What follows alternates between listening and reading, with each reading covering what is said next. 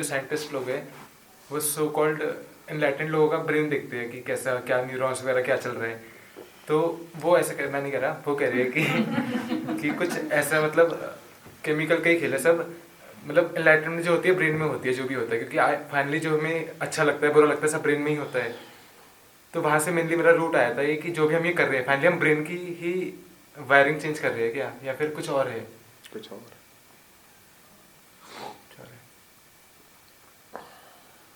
तुम्हें क्या लगता है जिसको तुम एक एनलाइटेंड आदमी बोलते हो उसका ब्रेन कोई सदा एक सा रहता है? वहाँ 50 तरह के काम चलते ही रहते हैं जैसे किसी भी और के चलते रहते हैं।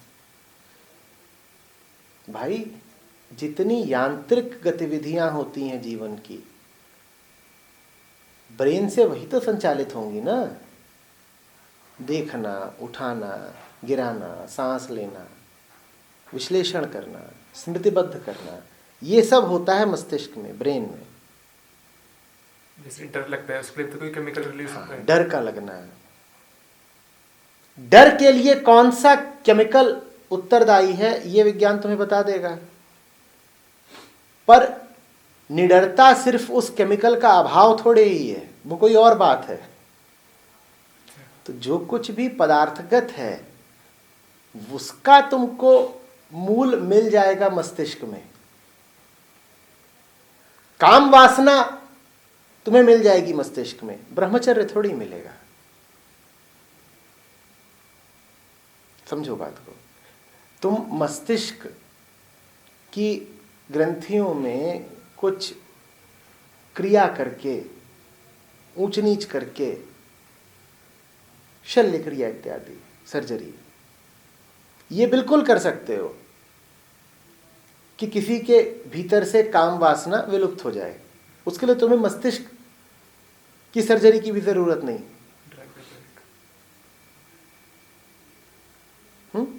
लेकिन उसका अर्थ ब्रह्मचर्य थोड़ी ही हो जाएगा। तुम किसी को शारीरिक रूप से नपुंसक बना सकते हो, तो जो नपुंसक है क्या वो ब्रह्मचारी हो गया? जो भी कुछ पदार्थगत है उसका संबंध है ना मस्तिष्क से। समझ रहे हो बात को? पदार्थ को देख के वासना उठती है तो वासना का संबंध है मस्तिष्क से। पर वासना से मुक्ति बिल्कुल दूसरी बात है। वासना से मुक्ति इसमें नहीं है कि जिस रस के उत्सर्जन से वासना उठती थी तुमने वो रस सुखा दिया। उस रस के सूखने को नहीं कहते ब्रह्मचर्य या निर्वाण। ब्रह्मचर्य या मोक्ष बहुत अलग बात है। वो तब है जब वो रस मौजूद है और फिर भी वासना ठहरी हुई है, संयमित है, शुद्ध है, शुभ है। अब ये काम विज्ञान कभी नहीं करके दिखा पाएगा। विज्ञान तो चलता है कार्य कारण पर, कॉज इफेक्ट पर। ठीक, वहां तो खेल ऐसे चलेगा कि ये रस है तो ये वासना है, रस काट दिया या हटा दिया तो वासना। ये जादू कैसे करोगे कि रस तो है वासना नहीं है? ये तो चमत्कार है। ये विज्ञान कैसे करके दिखाएगा? विज्ञान में तो कॉज इफेक्ट चेन कभी टूट नहीं सकती। कार्य कारण श्रृंखला का कोई अपवाद वहां होता ही नहीं। समझ रहे हो ना बात को? उछाला है तो गिरेगा। मोक्ष ऐसा है कि उछल तो गया, नीचे आया नहीं। विज्ञान की दुनिया ऐसी है। अच्छा, इस रस से या इस संवेग का संबंध क्रोध से है। तो अब कोई क्रोध बहुत करता है तो क्या करोगे? रस सुखा दो। तो तुम वो रस को सुखा दो या काट दो, भीतर कुछ कर दो, तो क्रोध नहीं आएगा। यदि क्रोध नहीं आया तो ये वाली स्थिति हो गई। ये द्वैत का खेल है पूरा। ये क्रोध नहीं है तो ये वाली स्थिति आ गई। इस स्थिति को विज्ञान क्या नाम देगा? फियरलेस, शांति। शांति। ये शांति नहीं है। शांति तब है जब क्रोध है और क्रोध के बीचों बीच शांति है। वो विज्ञान कैसे करके दिखाएगा? वो नहीं करके दिखाएगा ना। अब ये रस है, इसका संबंध हिंसा से है, ये तुम बिल्कुल पता लगा सकते हो कि हिंसा के समय मस्तिष्क में किस रस का स्राव होना शुरू हो जाता है, या कौन सा हिस्सा इधर का सक्रिय हो जाता है, वो सब पता लगाया जा सकता है। तो तुमने पता लगा लिया कि ये हो जाता है तो हिंसा हो जाती है, तो तुमने उस हिस्से को किसी तरीके से कुछ कारस्तानी करके शांत कर दिया, और जब वो हिस्सा शांत हो गया तुम कहोगे ये तो अब अहिंसक हो गया है। वो अहिंसा नहीं है। अहिंसा तब है जब कृष्ण अर्जुन से कह रहे हैं कि तू मार, और मार के भी अहिंसक रहेगा तू। अब ये विज्ञान कैसे करके दिखाएगा कि रस मौजूद है, ऊपर ऊपर से हिंसा हो रही है, फिर भी हिंसा नहीं हो रही। परमात्मा कोई पदार्थ में थोड़ी बसता है। मस्तिष्क क्या है? पदार्थ। तो पदार्थ का संबंध पदार्थ से होता है, भौतिक का संबंध भौतिक से होता है। हाँ, मस्तिष्क को जानना उपयोगी हो सकता है। अब कोई बिल्कुल ही पगला गया हो, कोई उसको बीमारी लग गई है, उसे गुस्सा बहुत ही आता है, तो मैं बिल्कुल सहमत हूं, कर दो उसके मन में कुछ ऐसा, मन अर्थात मस्तिष्क में कर दो कुछ ऐसा कि उसका आवेग जरा शिथिल पड़े, ठीक है कर दो। पर इसका अध्यात्म से कोई संबंध नहीं है। ये तो ऐसा था कि जैसे ही कोई आदमी गाली बहुत देता हो, तुमने उसकी जबान काट दी। अब वो गाली नहीं देता, तुम क्या बोलोगे? मौन हो गया। ये मौन है क्या? तो विज्ञान इतना कर सकता है कि कोई गाली बहुत देता हो तो ऐसी दवाई दे दी कि वो मूक हो गया। मूक होना मौन होना तो नहीं होता ना। या कि कोई बलात्कारी था, तुमने उसका शरीर भेद करके उसको नपुंसक ही कर दिया, तो इससे वो ब्रह्मचारी तो नहीं हो गया ना।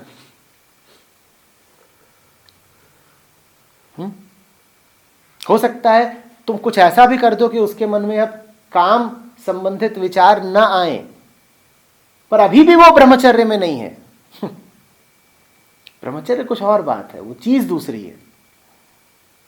विज्ञान उसको नहीं छू पाएगा, पर विज्ञान जो कुछ कर सकता है अच्छा है कि करे, ठीक है। हमें मस्तिष्क के राज पता चलने चाहिए।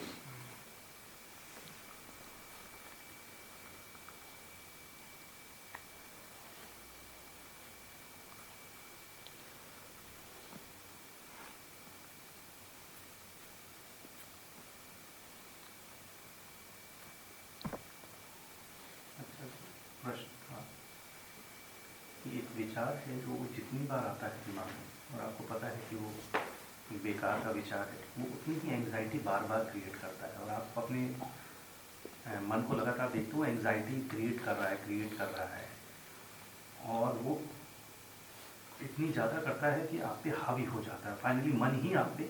और वो पर्टिकुलर विचार महीनों से आपके दिमाग में चल रहा है और आपको पता है उसकी कोई सार्थकता है नहीं।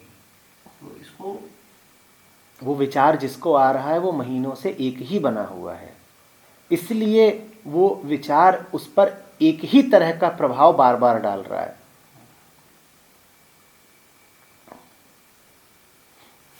मैं ये पानी फेंकूं, आपको पड़ा, मैं ये पानी दोबारा फेंकूं और आप वहां है ही नहीं, तो आपको पड़ेगा। विचार आए पर आप कुछ और हो गए, कहीं और चले गए, आपको नहीं प्रभावित करेगा। आप बदल नहीं रहे ना, इसीलिए वो विचार आपको उसी प्रकार सता रहा है जैसे 6 महीने पहले सताता था। आप वही हो तो आप पर विचार का प्रभाव वही है। आप कुछ और हो जाओ, और कैसे कुछ और होगे? जीवन बदल दो। जब तक आपका जीवन वही रहेगा जैसा अभी है, और जीवन माने यही, कौन सी चाय पीते हो, टहलने जाते हो कि नहीं, किससे मिलते जुलते हो, टीवी पर क्या देखते हो, इत्यादि इत्यादि। जब तक जीवन वही रहेगा जो चल रहा है, तब तक आप पर विचारों का वही प्रभाव पड़ेगा जो पड़ रहा है, और आपके विचार भी वही रहेंगे जो हैं। तो आप दोनों तरह से मारे गए। पहली बात तो वो विचार आपसे ही उठता है, जीवन वही है तो विचार भी वही उठेगा, आपसे ही उठता है और फिर आप पर ही प्रभाव डालता है। तो विचार भी वही रहेगा और आप पर जो प्रभाव पड़ा है वो भी वही रहेगा। बदलेगा क्या? आप बदलिए, सब बदल जाएगा। दिनचर्या बदलिए, सब कुछ बदल डालिए। बहुत कुछ है जीवन में जो बदलाव मांग रहा है। हो सकता है छोटी छोटी बातें ही हो, सुबह का मंजन, कपड़े, दोपहर का खाना, भोर का व्यायाम, शाम का भजन, रात का पठन पाठन, ये सब बदलाव मांग रहे हैं। इन्हें बदलिए, विचार भी बदलेगा और विचार का आप पर जो असर है वो भी बदलेगा।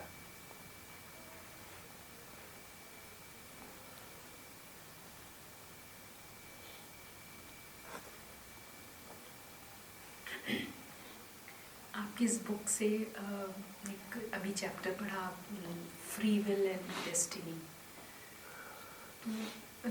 एस्ट्रोलॉजी में भी थोड़ा सा इंटरेस्ट था पहले भी, अभी भी है। तो उसका कुछ असर होता है हमारे जीवन में कि इसमें तो नहीं है? मन है, सब मन है। It is a mental concept.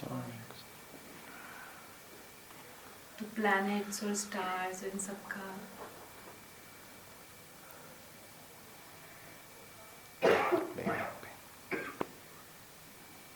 इसके लिए तो आप विज्ञान के पास ही जाके पूछ लीजिए ना। वो आप पर जो असर डाल सकते हैं वो 1/d² के प्रोपोर्शनल होता है। गुरुत्वाकर्षण से ही तो आप पे असर डालेंगे। जितनी दूरी बढ़ती है उससे कहीं ज्यादा तीव्रता से असर कम होता है, और वो बहुत दूर है। जो बर्थ चार्ट और सब। भारत में पूरे पाखंड था एस्ट्रोलॉजी, कुछ नहीं रखा है। साइंटिफिकली ये सब भविष्य को नियंत्रित करने की मन की वृत्ति है। भविष्य को नियंत्रित किया नहीं जा सकता, लेकिन चूंकि मन डरा हुआ रहता है तो कुछ ना कुछ उपाय खोजना चाहता है कि भविष्य का पता चल जाए और वो अपने आप को आश्वासन दे सके कि मुझे तो भविष्य का पता है, और पता चल सकता नहीं। पर हम कुछ ना कुछ उपाय करते हैं कि देखो ऐसा है, ऐसा है, ऐसा है, तो ऐसा है। वो सब कुछ नहीं है, कैसा भी नहीं है। और सर लॉजिकली अगर ये है भी, मान भी लग जाए, तो जो असत्य है उसी पे असर डाल सकता है। सत्य तो जो शाश्वत है उस पर क्या असर डालेगा? और नहीं, असत्य को जरूर छेड़ सकता है कि कोई बीमारी हो गई, वो हो गया, न्यूट्रिशन पर्सन होगी ही नहीं।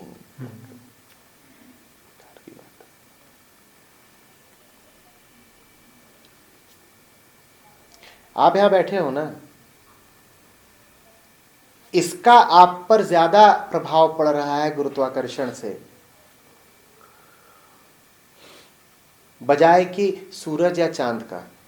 अभी गणना करके देख लीजिए, ये इंजीनियरिंग पढ़ रहा है, करके दिखा देगा। अपने और उनके बीच में निकाल लो कि गुरुत्वाकर्षण बल कितना है, और फिर अपने, उनके और चांद के बीच में कितना है वो निकाल लो। आप दोनों का ज्यादा आएगा। हाँ बस। दूरी की बात है, नहीं बहुत निकट है, वो बहुत दूर है।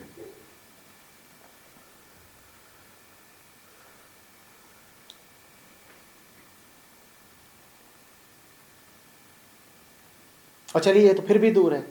अवसर ऐसे आते हैं जीवन में जब आप किसी से चिपक ही जाते हो। मान लीजिए आलिंगनबद्ध हो, तब तो दोनों के बीच की दूरी कितनी हो गई? करीब करीब 0। तब तो जो गुरुत्वाकर्षण बल है वो कितना हो जाना चाहिए? बहुत ही बड़ा। तो किससे चिपक रहे हैं उसका ज्यादा ख्याल करिए, चंद्रमा का बाद में करिए।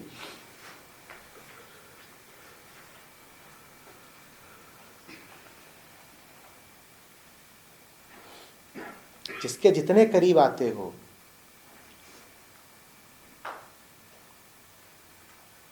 उसका आप पर उतना प्रभाव पड़ता है, चाहे गुरुत्वाकर्षण कह लो चाहे जो कह लो। करीब दोनों अर्थों में, मानसिक भी शारीरिक भी।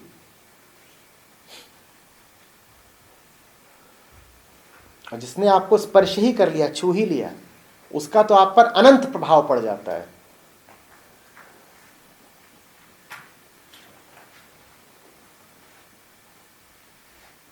तो चांद को छोड़िए, जो आसपास है उनकी चिंता करिए, वो ज्यादा प्रभाव डाल रहे हैं आप पर। वो असली एस्ट्रोलॉजी होगी कि आसपास कौन है भाई, ग्रह नक्षत्र तो बहुत दूर है, जो आसपास वाले हैं उनकी गणना करवाइए।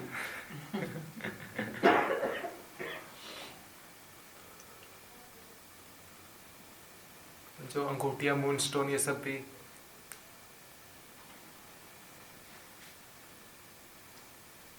तो ऐसे ही इतना कुछ पहन रखा है, ऊपर से और 2-4 चीजें डाल लो यहाँ वहाँ। खेल है सारा उतारने का और चढ़ाने का खेल नहीं है। पहले ही बहुत चढ़ा हुआ है, उतारो।